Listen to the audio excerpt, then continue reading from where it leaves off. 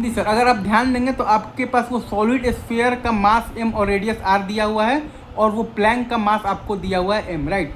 आपके पास वो solid sphere का मास m और रेडियस r दिया हुआ है और वो प्लैंक का मास आपको दिया हुआ है m, राइट। सॉलिड स्फीयर का मास m रेडियस r है और प्लैंक का मास m है, राइट।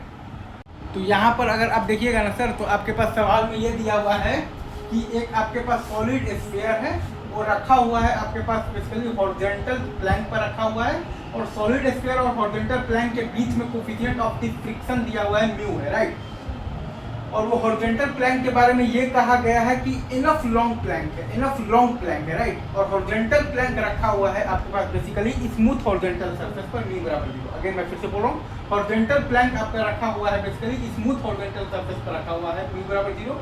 और हॉरिजॉन्टल बेसिकली जो प्लैंक है उसके बारे में ये कहा गया है कि इनफ लॉन्ग प्लैंक है। हॉरिजॉन्टल प्लैंक के बारे में ये कहा गया है कि इनफ लॉन्ग प्लैंक है।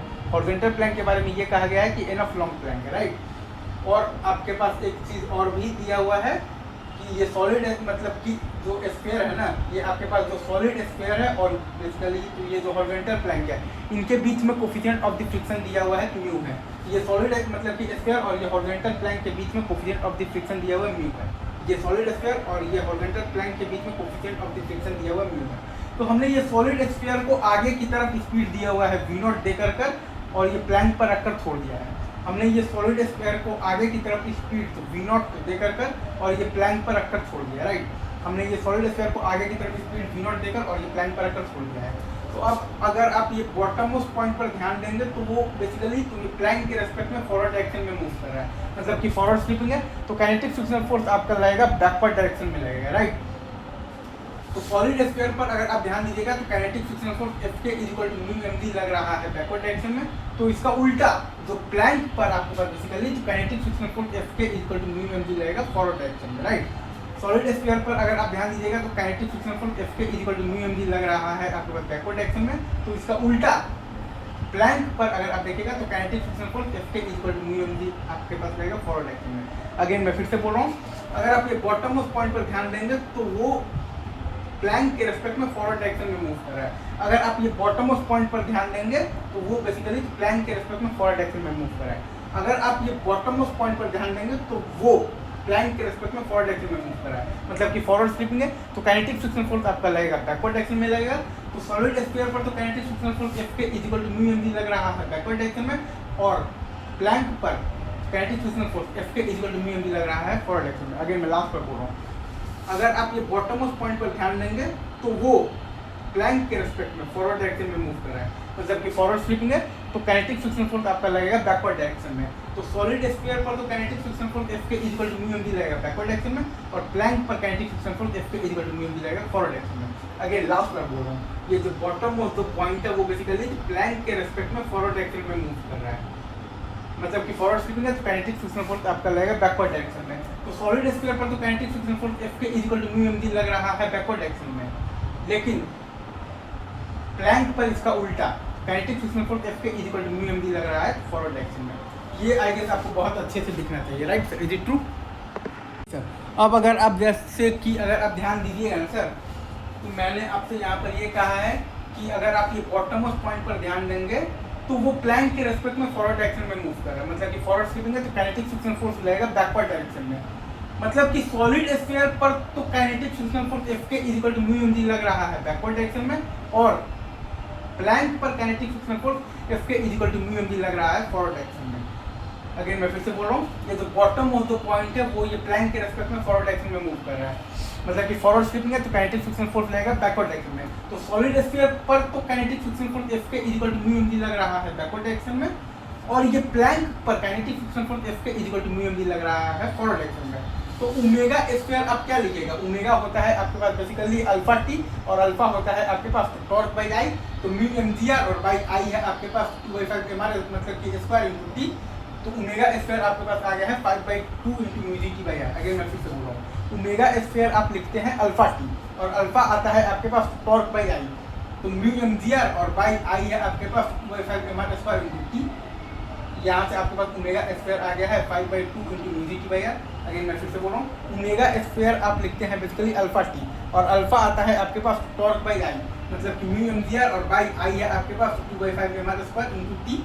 तो यहाँ से आपके पास आ गया है ओमेगा स्क्वायर का वैल्यू आ गया है 5/2 into mu G T by R. Again मैं फिर से बोल रहा हूँ, ओमेगा स्क्वायर आपके पास आता है बेसिकली अल्फा टी, और अल्फा आता है आपके पास टॉर्क बाई आई, तो म्यू एम जी आर और बाई आई है आपके पास 2/5 M R square into T, 5/2 into mu G T by R. Again मैं लास्ट में बोल रहा हूँ, तो ओमेगा स्क्वायर आपके पास आता है बेसिकली अल्फा टी, और अल्फा आता है आपके पास टॉर्क बाई आई, तो म्यू एम जी आर और बाई आई है आपके पास 2/5 M R square into T, तो वहाँ से आपके पास बेसिकली ओमेगा स्क्वायर का वैल्यू आ गया है 5/2 into mu G T by R.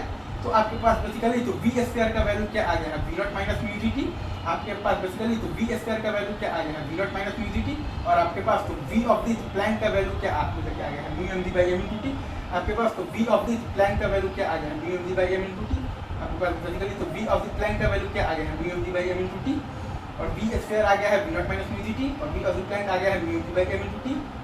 और ओमेगा स्क्वायर मैंने आपको बताया कि अल्फा टी और अल्फा होता है आपके पास टॉर्क बाई आई, तो म्यू एम जी आर और बाई आई है आपके पास 2/5 M R square into T, तो वहाँ से आपके पास आ गया है omega square is equal to 5/2 into mu G T by R, और वी स्क्वायर आपके पास आ गया है V naught minus mu G T, और ओमेगा स्क्वायर आ गया है और वी स्क्वायर आ गया है, और वी प्लैंक आपके पास आ गया है mu M G by M into T, V plank आपके पास आ गया है mu M G by M into T. Easy रखते हैं अभी, ठीक है। हाँ जी सर, अब अगर हम लोग यहाँ पर ध्यान देंगे ना सर, तो condition of the pure rolling हमारे पास क्या आएगा। Condition of the pure rolling ये होता है कि ये जो बॉटम ऑफ द पॉइंट है वो प्लैंक के रेस्पेक्ट में रेस्ट कर रहा है। Condition of the pure rolling हमारे पास क्या आएगा, condition of the pure rolling तो ये होता है कि ये जो बॉटम ऑफ द पॉइंट है वो बेसिकली तो प्लैंक के रेस्पेक्ट में रेस्ट में रहे। Condition of the pure rolling क्या आएगा, condition of the pure rolling हमारे पास ये होता है कि ये जो बॉटम ऑफ द पॉइंट है वो प्लैंक के रेस्पेक्ट में रेस्ट कर रहा है। मतलब कि V square minus omega square into R is equal to V plank, मतलब कि V square minus omega square into R is equal to V plank. तो वही हमने लिख दिया है, तो वी स्क्वायर है हमारे पास V naught minus mu G T, minus omega square आता है हमारे पास अल्फा टी, और अल्फा होता है हमारे पास टॉर्क बाई आई, तो mu M G R by I है हमारे पास 2/5 M R square into T omega square into R is equal to, तो वी प्लैंक है हमारे पास mu M G by M into T, right. तो यहाँ से हमारे पास बेसिकली जो आ गया है वैल्यू ऑफ दी, जो टी आ गया है V naught by mu G into 7/2 और प्लस एम बाई एम, ये टाइम पर प्योर रोलिंग स्टार्ट होगा, और फिर हमारे पास तो वी प्योर रोलिंग आ गया है वी नॉट इंटू 1 माइनस 1/7/2 और प्लस एम बाई एम, और हमारे पास omega of the pure rolling आ गया है 5/2 इंटू आ गया है तो V naught by R into 1/7/2 और प्लस एम बाई एम, ठीक है। एक बार मैं फिर से बोल देता हूँ, तो condition of the pure rolling आपका यहाँ पर ये है कि ये जो बॉटम ऑफ द पॉइंट है वो बेसिकली प्लैंक के रेस्पेक्ट में रेस्ट कर रहा है। Condition of the pure rolling आपके पास ये है कि ये जो बॉटम ऑफ द पॉइंट है वो बेसिकली प्लैंक के रेस्पेक्ट में रेस्ट कर रहा है, राइट। मतलब कि V square minus omega square into R is equal to V plank, तो वी स्क्वायर है आपके पास V naught minus mu G T, minus omega square होता है आपके पास बेसिकली अल्फा टी, और अल्फा होता है आपके पास टॉर्क बाई आई, तो mu M G R by I है आपके पास 2/5 M R square into T, ये है आपका बेसिकली तो क्या है, तो omega square into R is equal to, और ये आपके पास लिखा हुआ है तो वी प्लैंक है आपके पास mu M G by M into T, तो वी प्लैंक है आपके पास mu M G by M into T, तो वी प्लैंक है आपके पास mu M G by M into T.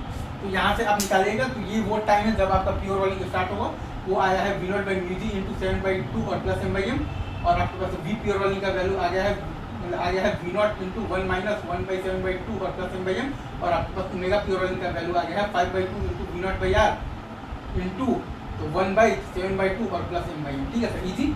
ये आई गेस यहाँ पर मैंने आपको स्टार्टिंग से लेकर अब तक तो पूरा सवाल समझा दिया, राइट।